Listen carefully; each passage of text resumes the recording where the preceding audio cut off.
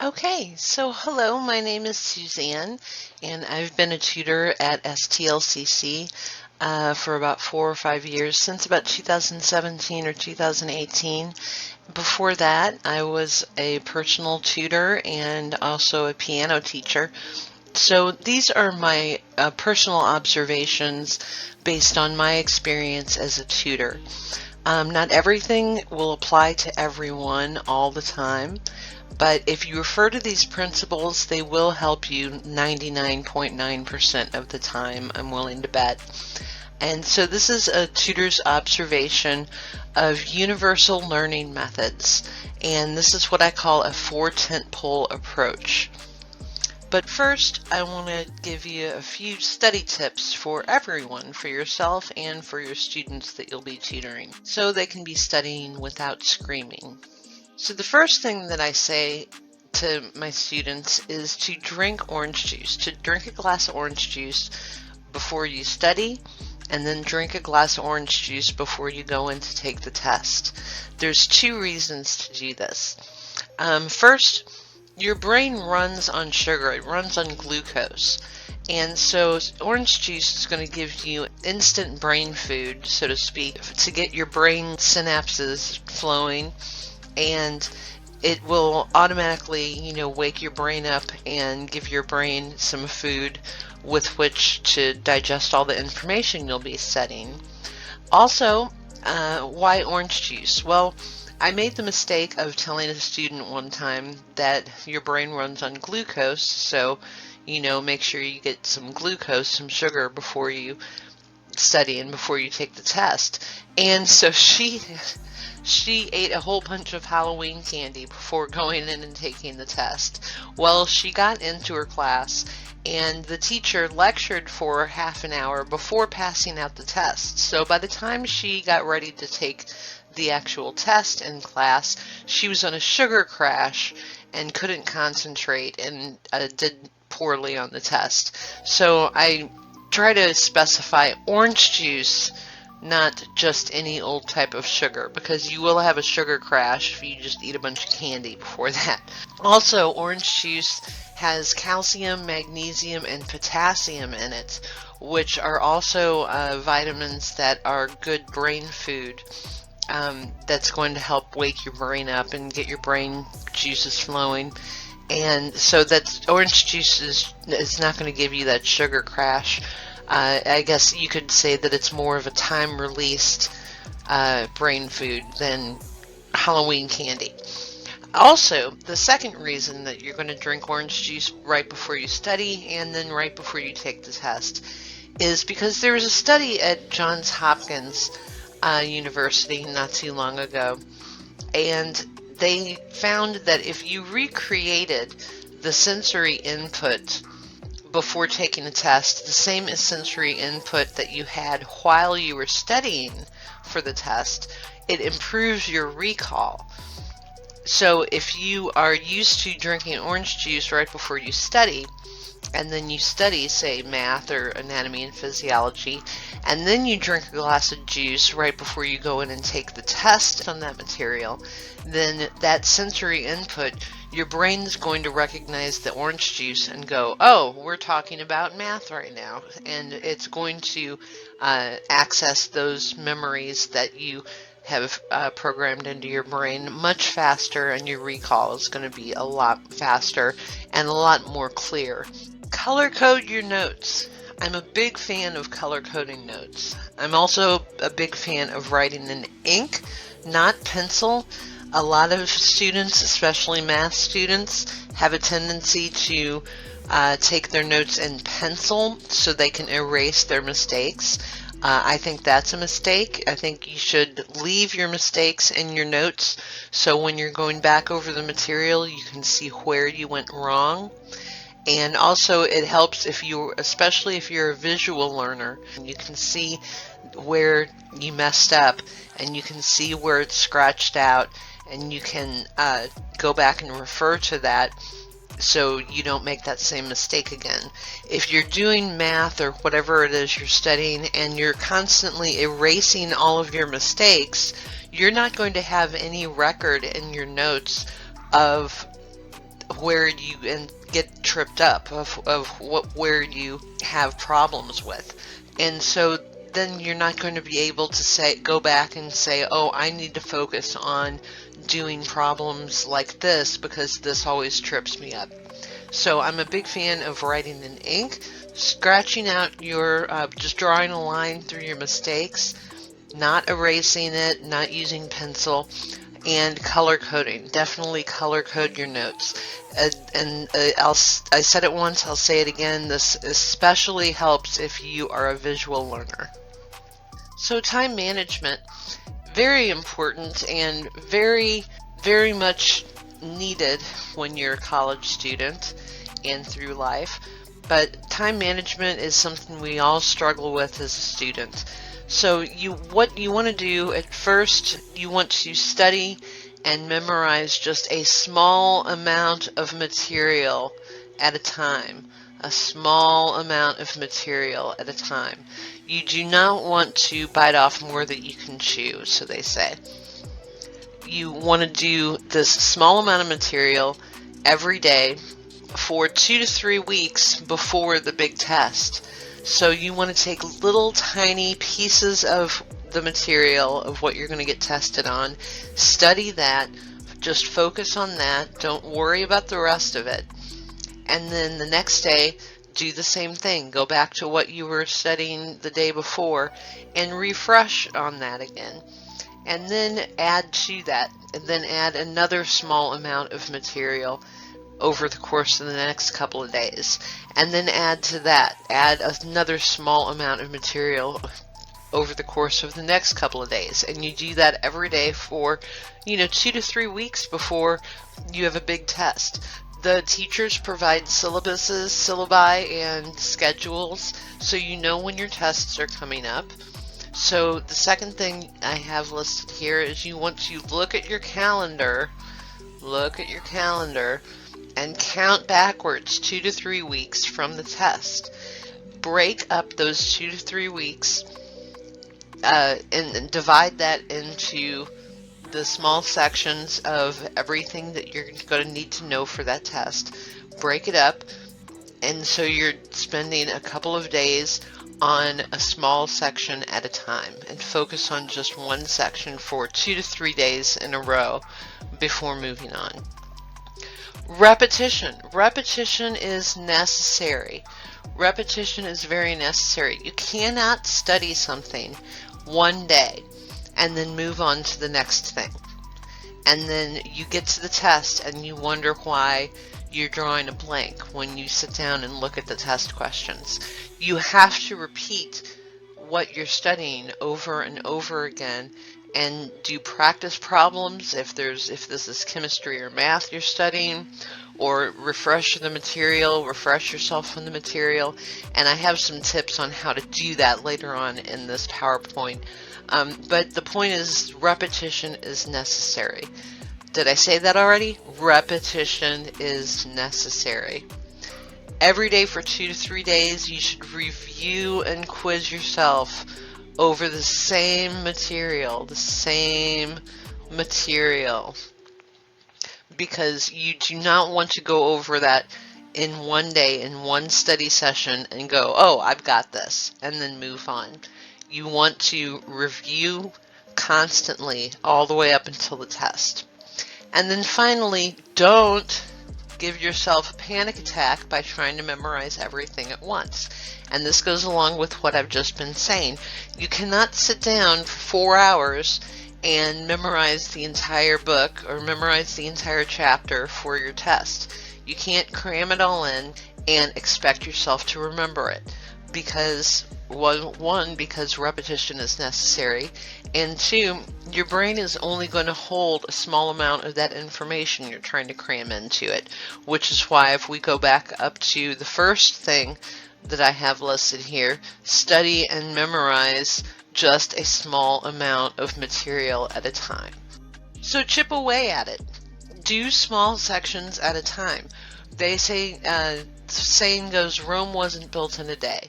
Well, because Rome was this vast empire, this huge empire, and it had technology and irrigation and beautiful architecture, but no, Rome didn't pop up overnight. Likewise, you're not going to be able to learn an entire semester of chemistry in one sitting. You're not going to be able to learn an entire how to use the quadratic formula to solve math problems in one sitting. You have to chip away at it. You have to start small. Little things will add up to big things. Little things add up to big things. So do not put all this pressure on yourself. That's another thing. Students will put pressure on themselves to learn the entire thing at once. And then when they don't do it or they can't do it, they feel like a failure, which is absolutely incorrect. They're not a failure. They're just putting too much pressure on themselves, and they're setting themselves up to fail. You have to do it in small sections. So the process of studying is, and some of this is repetitive, but again, repetition is necessary. In the process of studying, you don't pull marathon study sessions. You will not remember it all. If you sit down and study for 4 hours, your brain is only going to retain like the first 20-30 minutes of what you studied, and the other 3.5 hours that you studied is going to be a lost cause. It's going to be pointless because your brain's not going to retain all of that information that you pour into it at once. You need to give your brain time to process what you're going over, and you need the repetition to refresh what you've gone over and do some practice problems and work them out. And you are only going to come up with, even if you go to all the lectures, read the book, attend the class, do everything right, your brain's still only going to, you're only going to walk away with about 60% of what you studied.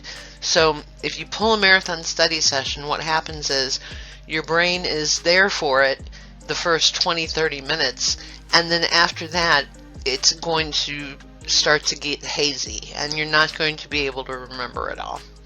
So what you do is study in 10, 20, 40-minute increments at a time. You take frequent breaks because you got to give your brain time to process the information. A lot of times, what I do sometimes when I'm working on something really heavy is I'll study for half an hour, 40 minutes, and I'll take a short little nap. And I'll wake up and the information will seem so much more clear, that it'll make so much more sense. Why? Because I've given my brain time to process that information, and then I can move on to the next thing. So when you are studying, the first thing you do first, refresh what you studied the last. So whatever you studied yesterday, when you sit down to study that topic, that subject again today, the first thing you should be doing is going over what you studied yesterday. Don't start with new information. Go back and go over what you studied yesterday first. Then you can study some new material. And of course, anything you don't understand, make a note and ask your tutor. Okay, so to continue, now that we have gone over some study tips for everyone, let's get to the meat of the matter and talk about these 4 tentpoles of learning. These are learning methods that I think you'll find are universal to everyone. And here are the 4 tentpoles of learning. There is definitions, defining your words, and that includes math formulas. When you're doing math, you still need to define the words that they're using, like what is a polynomial?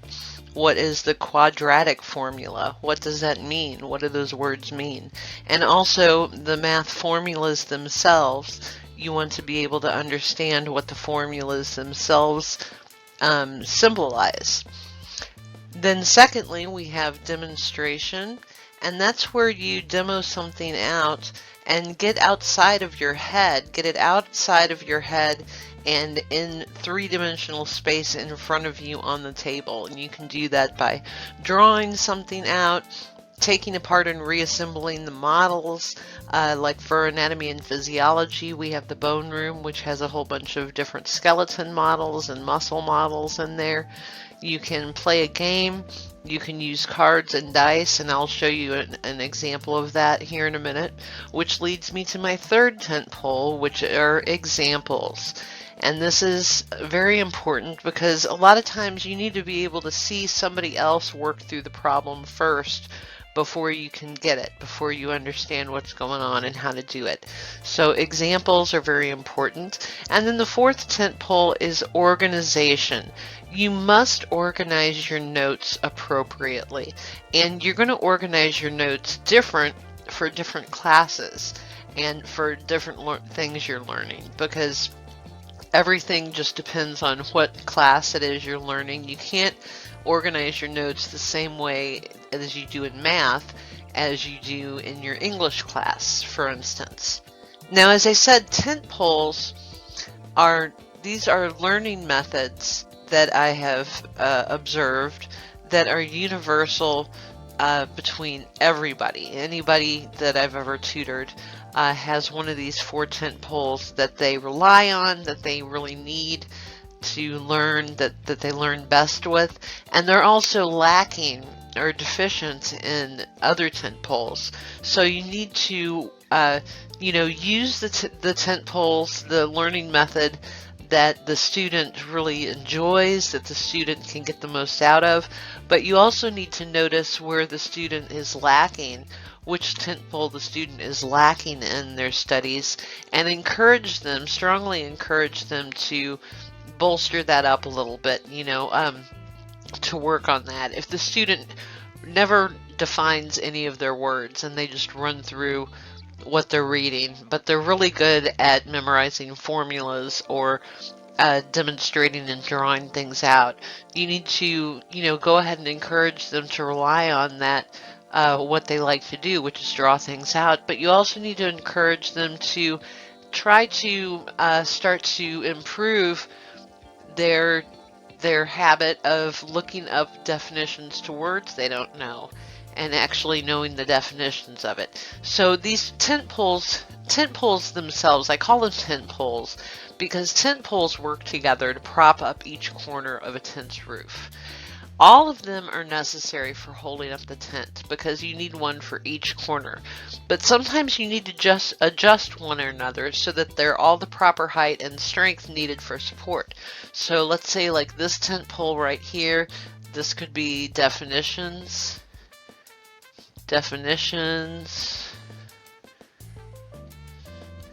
and this tent pole right here, this could be demonstration. I'm just going to write demo for demonstration. This tent pole right back here could be examples.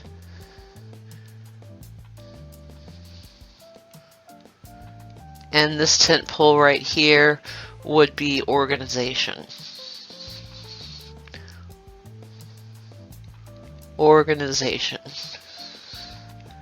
So we're going to need all 4 of these.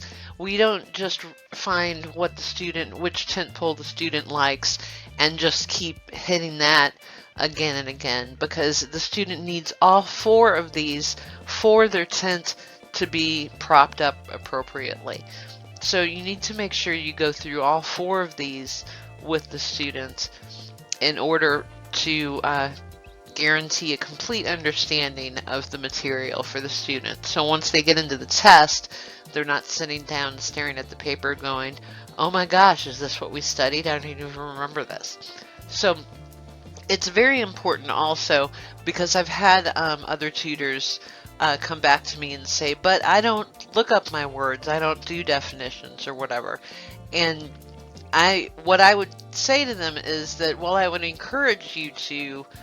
strongly encourage you to start, looking up definitions to words, but it doesn't matter which these tent poles you associate with, whichever one you feel an affinity towards, because it's not about you. And let me write this down. It's not about you as a tutor. It's not about how you learn. It's about how the student learns. So it's not about you. So you want to make sure that the student is covering all 4 of these tent poles when they study to assure a complete understanding of the material. Now, definitions is the first tent pole.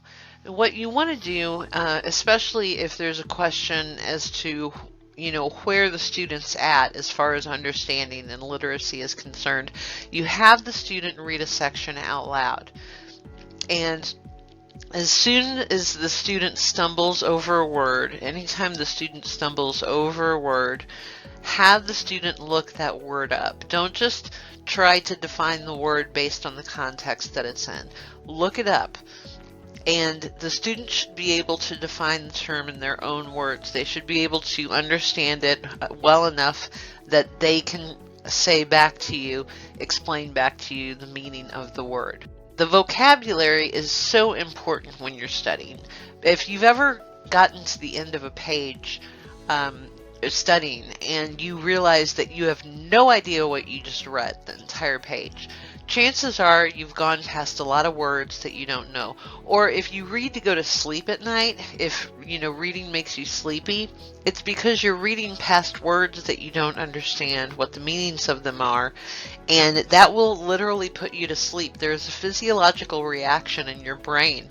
It's part of the fight or flight response, where your brain will actually fall asleep or make you fall asleep when you're going past too many things that you don't understand the definitions to. So it's very important. Vocabulary is very important when you're studying in order to comprehend the material. So what I always tell the students to do is to make your own word bank. Make your own word bank. Make your own. Don't rely on what the teacher gives you to look up the words, vocabulary words.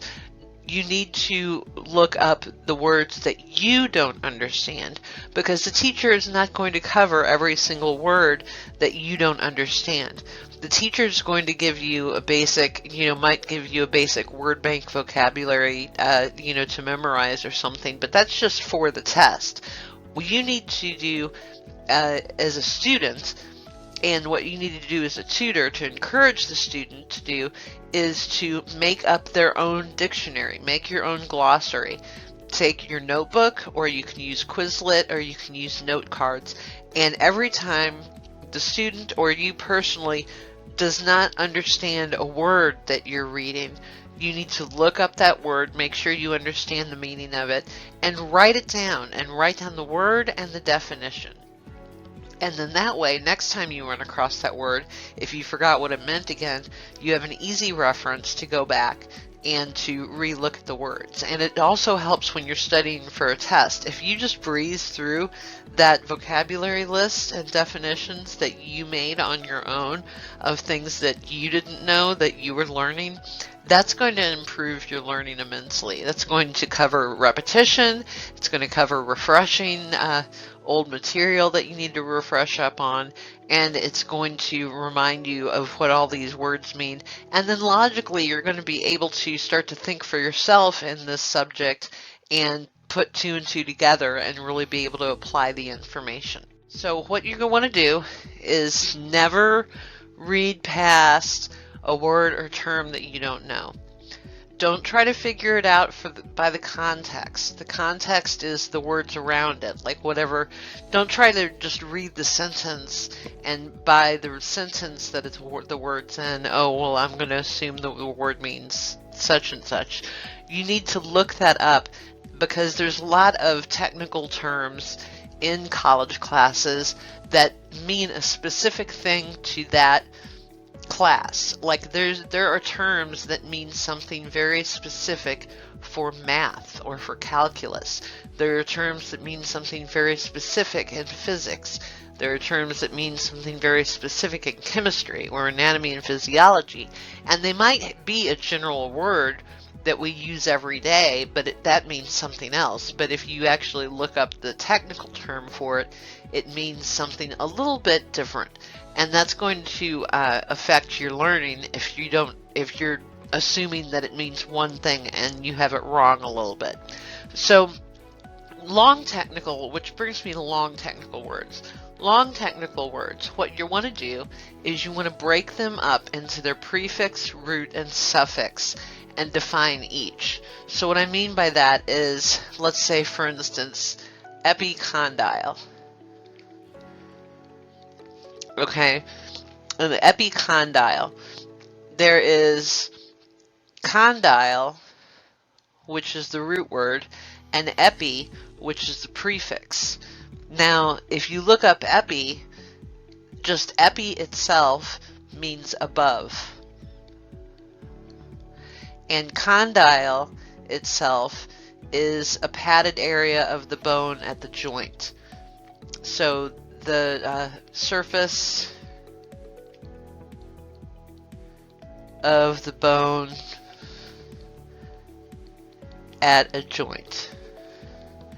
And I should point out, I should say smooth surface, because that's the whole point of a condyle. It's a very smooth surface where the bones meet up at joints. So an epicondyle would be an area above the smooth surface of the bone at a joint. So an epicondyle, if you have, here's the little bone for your elbow, here's your upper bone, and then here's your lower bone, and here's your radius. So here's the joint, right? So here's the joint. So your condyles are going to be this smooth flat surface right here at the bottom of this bone, and the smooth flat surface right here at the top of this bone. Those are condyles. So an epicondyle would be above the condyles. So it would be above the condyles. So an epicondyle would be these two bumps above the condyles. So that's what an epicondyle is. So as you can see, if you break it up into a prefix and its root word, you can piece the information together and understand more about what an epicondyle actually is. Same goes for math formulas.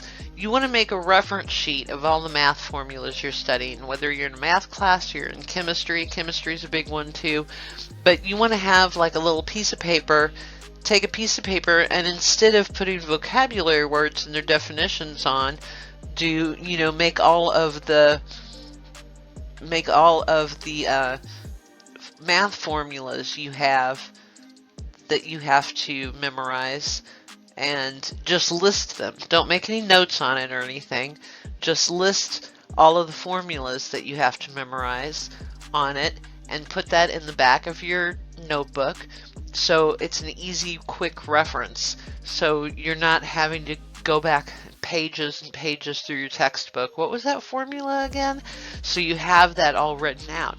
And the actual act of writing them out and just organizing them all on one sheet of paper does wonders for your memory. It's really going to help drill that into your memory. Okay, now on to our second tentpole, which is demonstration.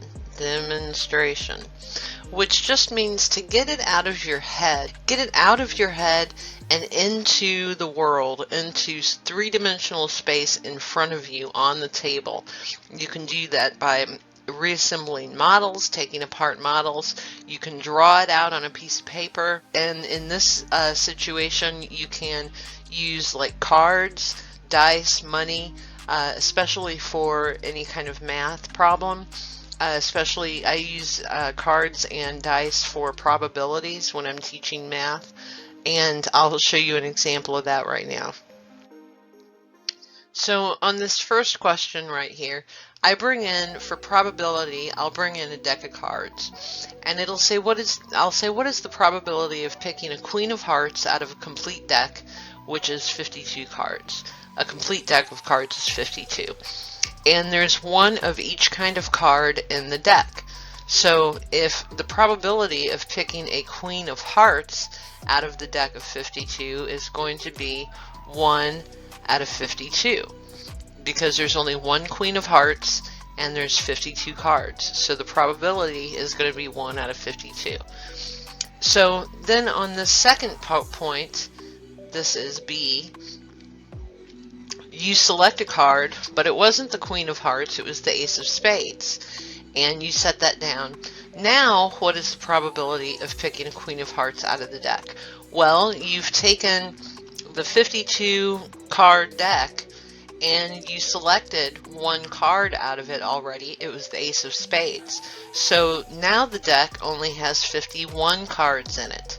So it still only has one Queen of Hearts in there, but now you're selecting out of a smaller number of cards. You're selecting out of 51 cards. So the probability, after you've gone ahead and taken a card out of the deck, the probability of picking the Queen of Hearts is now only 1 out of 51, not 1 out of 52. Now what about dice? I'll use dice for a different kind of probability. And this up here, this is a specific kind of probability.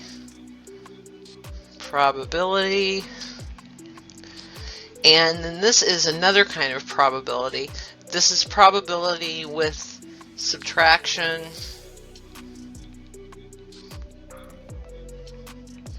And down here, when you're using dice, this is going to be probability without subtraction. Prob without subtraction. And that's these two down here. So what is the probability of rolling a 5 if you roll one die? So a die, that's a singular for dice, so that we're just rolling one die. And each die has 6 sides to it. So what is the probability of rolling a 5? Well, there's only one 5 out of those 6 sides on that die, so the probability is going to be 1 out of 6, because there's only one 5 available out of 6 sides possible. So that's going to be 1 out of 6. Okay, so now just like the card example, you roll the die, and it was a 6, not a 5, so you didn't get what you wanted. Now, what is the probability of rolling a 5 from that die? Well, unlike the cards, when you selected a card out of the deck of 52 and set it down, then you ended up, your deck only now has 51 cards in it because you took one out. But when you're rolling a die, or when you're rolling dice, you're not taking anything away from it. You rolled a 5, but you're not taking that 5 off of the die and setting it aside. You still have 6 sides to the die. So what is the probability of rolling a 5 from that die on your second roll? Well, it's still going to be 1 out of 6 because there's only one 5 and there are still 6 sides to the die. So if you actually bring in cards and dice and show that to somebody if they're having difficulties understanding the different types of probabilities for your math class, then it's going to be a lot easier than just trying to explain it verbally. If you actually let them play it out and actually see what's going on in real life. And that is a really good example of demonstration, your second tent pole. Here's another example of demonstration, is to use models. And this is a model we have in the A&P lab called the bone room. So if there are any students studying anatomy and physiology, the bone room also has tutors staffed in there specifically for anatomy and physiology, and the bone room is in the library. So you'll want to, if you're tutoring a student in anatomy and physiology, you will most certainly want to take them up to the bone room in the library and use the models that they have up there. And so you can take apart and reassemble the models to understand and memorize the important concepts and the anatomy that is there that you need to study. Here's another example of demonstration. We're still on the second tent pole demonstration. So here's a math example of drawing something out so you don't get so confused. So let's try to just turn this problem over in our heads without drawing it out on a piece of paper. A bus leaves the school to take the students on a field trip. The bus travels 10 kilometers south, 10 kilometers west, another 5 kilometers south, and 15 kilometers north. To return to the school, in which direction does the bus have to travel? How many kilometers must it travel? So, as you can see, if I had to do this problem in my head, I would look exactly like her. I would be like, oh my gosh, and I would get a crushing feeling. And if you're tutoring a student, this might be a very familiar pose to you, seeing the students hold their head in their hands and bend over toward the table like they're being crushed by some invisible weight on their shoulders. But what happens if you draw it out? Well, here we go. We drew it out. A bus leaves the school. So here's the school. Here's start to take the students on a field trip. The bus travels 10 kilometers south. So here's 10 kilometers south. And then 10 kilometers west. So here's 10 kilometers west. Another 5 kilometers south. 5 kilometers south. And 15 kilometers north.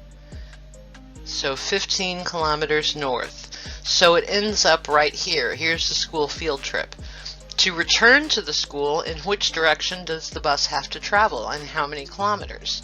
Well, as you can see, the bus took a really weird, wild ride going to the field trip because all it has to do is go from the field trip east 10 kilometers. Because it only has to go parallel to this route right here, this 10 kilometers west that it had, when it was on its way to the field trip. So it just needs to go east 10 kilometers. So 10 kilometers east. And so see how much easier that was when we drew it out instead of trying to calculate all of that in our heads? So demonstration, you can draw it out, is a good form of demonstration. Now on to our third tent pole, which is examples. Examples. And the first thing and the easiest thing that I want to tell you about examples is that if the student can't get a hold of you, if they don't have a tutoring session, or if they're trying to prepare for their tutoring session, they need to study up before they get to their tutoring session, and they need examples, they can watch movies. Yay, movies. So you can go on YouTube, and my tutoring channel is called Suzanne's Tutoring on YouTube. There's also Ninja Nerd Science, which is really good. Ninja Nerd Science got me through microbiology. Khan Academy is really good. And there are so many YouTube channels that are engaging and that explain concepts for college students in like 10 minutes or less. Or you can also find some that go on and give a whole hour lecture and go into detail about stuff. So always suggest to the student to go on YouTube and find examples. And you do that too, tutor. You go on YouTube and you find examples for what the student is getting ready to study in order to prepare you for your next tutoring session. So as far as examples go, when you sit down to work out a problem, let's say we've already done the definitions, we've already done the demonstration part, we've watched some examples on YouTube, and now it's really time for the actual tutoring part of your tutoring session. This is where you get to shine, tutors. So the part one, there's two parts to this.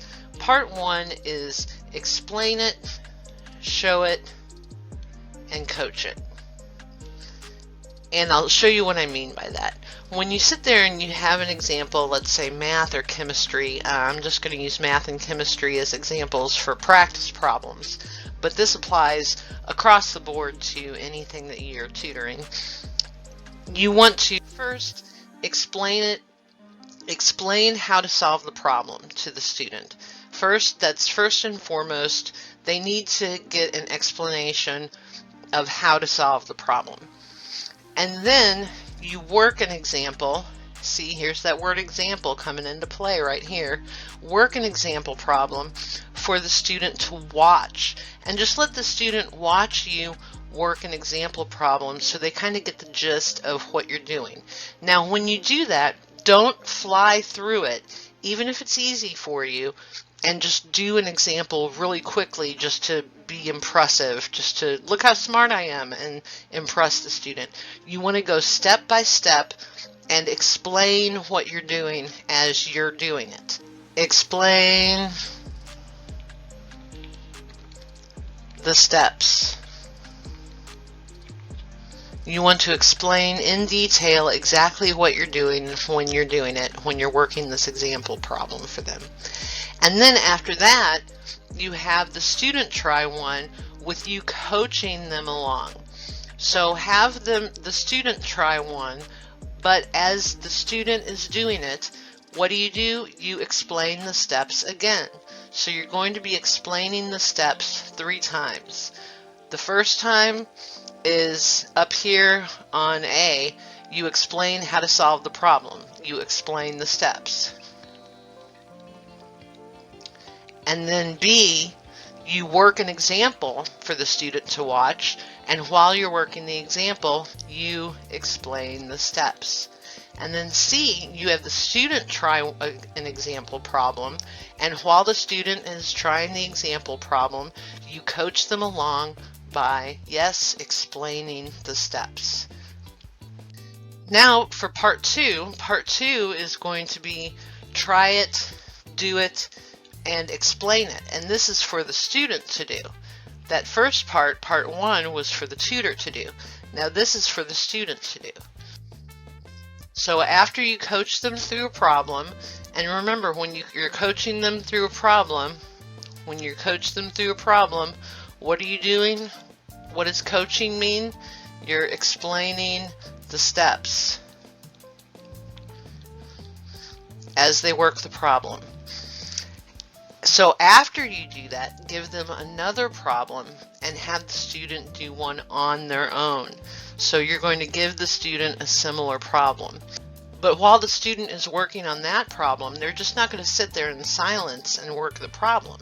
The student is going to explain it back to you as they work the problem. So now the student is explaining the steps as they work the problem. If you want more information on that, check out my other video on the 4 core learning processes, and that's going to go into a little bit more detail on working an example and explaining the steps to the student. Now for the last tentpole, we have organize. Organize your notes and organize your thoughts. So if you organize your notes, you will organize your thoughts. And if your thoughts are organized, then your notes should be organized. So if you are a tutor and you're seeing a student with a whole bunch of disorganized, scattered notes everywhere and they can't find anything, and it takes them 10 minutes to find where they wrote that or where this or that was in the text or in the notes, then you're looking at a student who does not have an organized system for their notes. And if they do not have an organized system for their notes, their thoughts in this subject are not going to be organized either. Now different material, just depending on what you're studying, different material, so math, chemistry, biology, English, etc. Different material requires different types of organization. And it's not just the entire subject. It depends on what you're studying in that subject. For instance, in anatomy and physiology, we have to learn the blood flow through the heart and out to the lungs, and then back to the heart and out to the body, and then back to the heart. We have to know that entire blood flow. Well, there's different ways you can organize your notes that explains that blood flow, and I'll show you an example of that here in a minute, and you'll be able to see that certain types of organization are better than others depending on the material that you're trying to learn. But some of the ways you can organize your notes, there are flow charts, and that's when you're like, this thing happened, and then a little arrow, and then this happened, and then a little arrow, then this happens, and then an arrow, then this happens, and then a little equal sign arrow, and you get the result. So flowcharts. Or you can have outlines, and outlines is like a main topic, and then one, your first point, and then little a is a detail, and then 2 is your second point, and then little a is a detail, and you get the idea. So that's an outline, and then you go to B, which is your next main topic. Or you can draw concept maps. So concept maps are a way you can like brainstorm, or you can start in the middle. It kind of looks like a little spider. You have the middle, and here's the main idea, and then you have little branches off of this, which gives you points. Here's a point, here's a point, here's a point. So these are points. And then off of here you have little details. So you can draw this little spider thing, and these are called concept maps, which will organize your thoughts.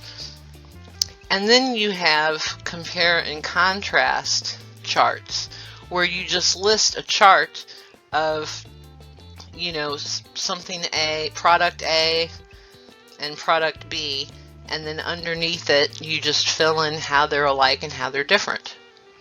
And so I'll show you examples of all 4 of these. So flowcharts. So this is what I was talking about with the arrows. And if you notice, just to bring this back up, I color-coded my notes. So the blood circulation in the heart. So we're going to start, and then it comes in through the superior and inferior vena cava and into the right atrium of the heart. And then there's a little arrow, and there's through the tricuspid valve, and then through the right ventricle, and then through the pulmonary semilunar valve, into the pulmonary trunk, into the pulmonary arteries, and into the respiratory system, where it picks up oxygen and turns red. So from the respiratory system, we have the pulmonary, it goes into the pulmonary veins, which, here's the arrow, so it goes into the heart, into the left atrium, and so on and so forth. And then, as you can see down here, I have a little equal sign into the systemic circulatory system. So that's the result of this journey that the blood has taken through all of these tubes. So outlines. So as you can see, I took the same information and I put it into the form of an outline. Now, so if you read this, this isn't going to be near as effective to demonstrate where the circulation goes, where the blood flows, and when through the heart and the lungs, because it's just in an outline form. So I'm just hitting point by point by point. So here's the first one. There's 4 chambers in the heart. There's the left atrium, right atrium, left ventricle, right ventricle, and there's 2 types of valves. There's the AV valves and there's the semilunar valves. And under the AV valves, are between each atrium and ventricle, and there's a tricuspid and a bicuspid, and the semilunar valves are between each ventricle and the connecting artery. So there's the pulmonary semilunar valve and the aortic semilunar valve. So this is a good way to spell out the anatomy, just the anatomical regions of the blood circulation in the heart, but it doesn't do the same job that the flow chart does, because the flow chart actually says where the blood goes before and after. It goes here, then it goes there, then it goes another place, and so on. So, of course, the flow chart, I think, would be better to memorize the journey, the pathway that the blood goes on when it circulates through the heart. The outline is going to be useful for other material that you're studying. And here's a concept map. And again, I took blood circulation in the heart and I made a concept map out of it. So here's the top information right here, circulation through the heart, and there's 4 chambers. There's the atrium chambers and there are the ventricle chambers, and there's 2 each of these. So there's the right atrium and the left atrium. There's the right ventricle and the left ventricle. And then the blood that goes into the left atrium goes through the bicuspid valve into the left ventricle and through into the aorta and out into the body. The blood that goes into the right atrium goes through the tricuspid valve up to the right ventricle, follow these blue lines, over to the lungs where it turns red because it gets oxygenated, over to the left atrium, and then again we're back to where we're in the first place. We go through the bicuspid valve to the left ventricle to the aorta and out to the body. And then from the body uses up all the oxygen, and so the blood turns blue now. So from the body, we follow this up to the superior and inferior vena cava, which goes into the right atrium of the heart. And we follow this chain of events all the way through again. So this is kind of a concept map and a flow chart combined. Now, compare contrast charts is just exactly what it sounds like. If you see up here, I have pulmonary circulation in one column, and I have systemic, which means all throughout the body circulation, in another column. So here are all the anatomical regions that the blood goes through for pulmonary circulation. Here on the right column are all the anatomical regions the blood travels through for systemic circulation. So as you can see, this is comparison and contrast. Like at the very top, pulmonary circulation comes in from the superior and inferior vena cava, but in systemic circulation it comes in from the pulmonary vein, and so on and so forth. So of course you don't need to, if you're not an anatomy and physiology tutor, you don't need to know all this, so I'm not going to go through it step by step. But as you can see, this is a compare and contrast chart, and this is a great way, especially, and I'll tell you a little trick, for microbiology. This is a great way to study comparison and contrast charts, because microbiology, half of biology is just organizing the microbes that you're studying. And if you can organize them in a compare-contrast chart, then you're on your way there. You're halfway to an A already. So thank you for listening. I really appreciate all you tutors for everything that you're doing and what you're going to do this upcoming semester. You are welcome to check out my YouTube channel. I have videos on there for anatomy and physiology, for math, for chemistry, and if you'd like to see anything go up on my YouTube channel, any tutorial videos, please don't hesitate to contact me and let me know. I'd be happy to do it. Thank you again, and have a great day.